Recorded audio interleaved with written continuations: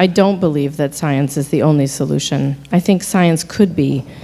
I think it's really lazy thinking if we say that science is the answer, because then that negates the fact that science is what got us here in the first place.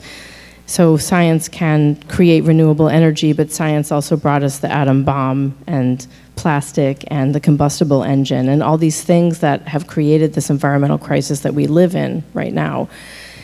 And so where I've come to after making this film and touring with it for like over a year and a half now is that what we need to do to support this next generation is really change what we're teaching them in school.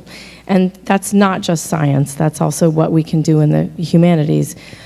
Because if we continue to teach the same message and the same kind of worldview, we're just going to be repeating the same things. And so I think that there needs to be a kind of radical change in the direction of STEM education that puts sustainability first, but that has to be coupled with a kind of teaching in humanities, which really looks at the philosophical underpinning of how we look at all of this. I mean, I was raised with this kind of colonial belief that the earth is here as this resource that we can exploit, and we have to really completely change that into another radical way of thinking about things, which is teaching young people that humans are a part of nature and not separate from it. That we can't keep focusing on the dominance of human needs and capital needs.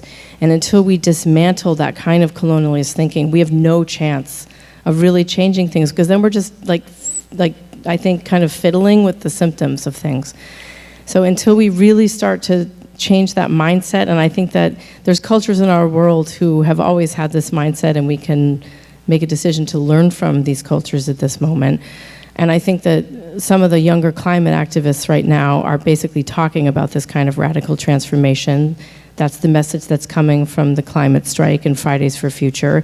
We could choose to listen to that, truly, and not just say, hey, God, these kids are great and they're really going to save things, until we really fix this bigger way of thinking of things. And I think that that can come through the humanities.